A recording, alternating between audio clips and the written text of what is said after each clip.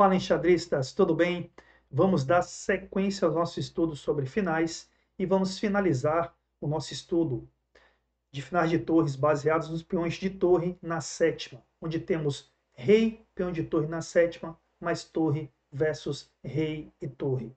Vamos ver a nossa parte final, trazendo dois finais. Nestes finais teremos os peões de torre na sétima, mas também a presença de 4 peões para as brancas na ala do rei e 4 peões para as pretas também na ala do rei. Vamos ver como as brancas vão conduzir as duas posições seguindo métodos ou conceitos diferentes. Temos a primeira posição, onde as brancas possuem a torre na casa 8, um peão na casa A7, o rei na casa H2, peões na casa E4, F3, G2, H4. E as pretas, o rei em H7, a torre na casa A2 e os peões nas casas E5, F6, G6 e H5.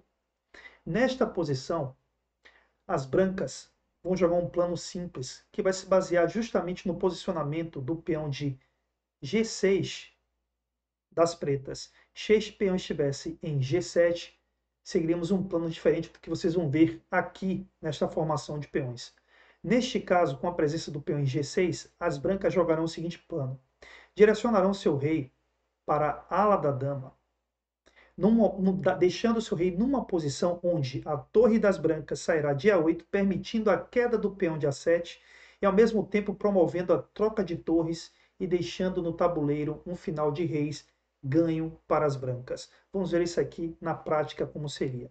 As brancas seguem, por exemplo, com rei G1, temos rei G7, rei F1, torre A1 cheque, rei E2, torre A2 cheque, rei D3, torre A4, rei C3, torre A3 cheque, rei B4, torre A1, rei C5, torre A6, rei B5, torre A1 mais uma vez, rei C6 e após rei C6, as negras jogam, por exemplo, torre A2 nesta posição.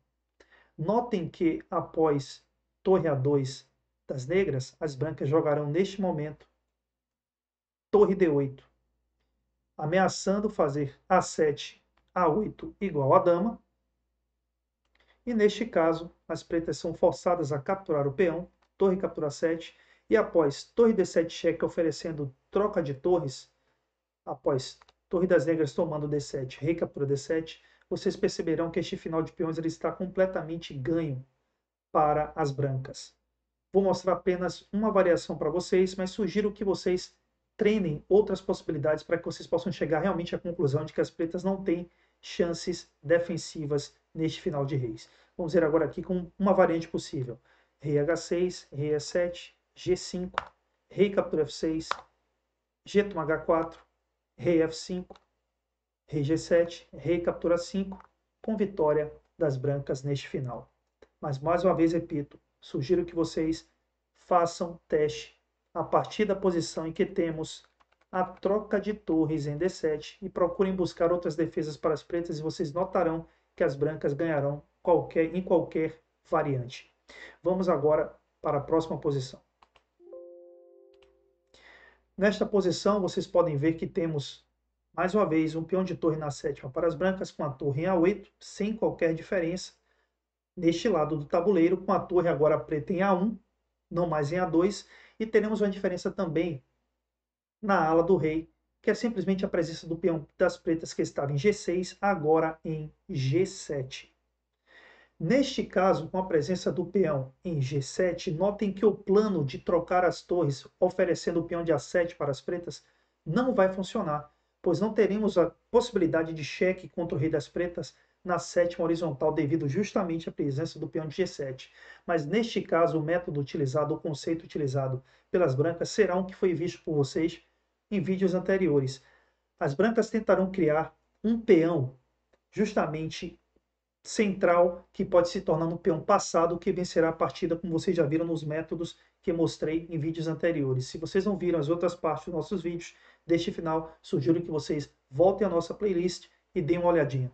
Vamos ver aqui como as brancas vencerão. Neste caso, teremos o movimento G3, torre A2, rei G1, rei G6, por exemplo. Notem que o rei pode caminhar com G6 sem problema. O peão de G7 está impedindo, por exemplo, que a torre branca possa chegar à casa G8, aplicando cheque no rei e deixando também fácil para o peão de A7 seguir para A8 na posição. Justamente devido à presença deste peão, o plano não pode ser mais como aquele que já citei no primeiro exemplo. Temos agora F4, rei F7. Notem que também o lance rei F7 é um lance possível com a presença do peão de G7. Se vocês lembrarem do nosso primeiro vídeo, a primeira parte, no nosso primeiro exemplo, eu mostro que a casa F7, se não existisse o peão em G7, seria uma casa perdedora para o rei preto. Mas neste caso, o peão de G7, mais uma vez, continua auxiliando o rei na defesa. Temos agora F toma E5, lance extremamente importante, e temos F toma E5. Mais uma vez, temos uma posição muito parecida com os exemplos vistos nos vídeos anteriores. Neste caso agora, o rei das brancas vai manobrar para tentar alcançar o peão de E5 das pretas e capturá-lo, deixando o peão de E passado, o que vai garantir a vitória para as brancas. Vamos ver como elas farão isso. Rei F1, torre A1 cheque, rei F2, torre A3, rei E2, rei G6, rei D2, torre A4, rei C3, torre A1, rei C4, rei F7, rei D5, torre A5 impedindo a captura do peão de A5, rei D6, rei G6, rei E6, tirando, por exemplo, a casa F7 do rei das pretas. Temos aqui duas possibilidades que podemos levar em consideração dentro da posição que eu acabei escolhendo para vocês. O movimento torre A1, por exemplo, das minhas escolhas, justamente dentro das colunas, e o movimento rei H7. Vamos ver primeiro torre A1. Após torre A1, teremos rei captura peão de A5, por exemplo, rei F7, rei F5, torre A5 cheque, E5, G6 cheque, rei E4, e após rei E4, notem que se, por exemplo, seguíssemos aqui com torre A4 cheque, poderíamos jogar rei D3 e o peão sozinho decidiria a partida. Vocês lembram bem como? Por exemplo, se fosse agora tentado o rei G7 para evitar justamente o torre H8, teríamos E6 com o avanço do peão, que não pode ser parado, se vocês observarem bem, pela torre e nem mesmo pelo rei das pretas. Voltamos à posição.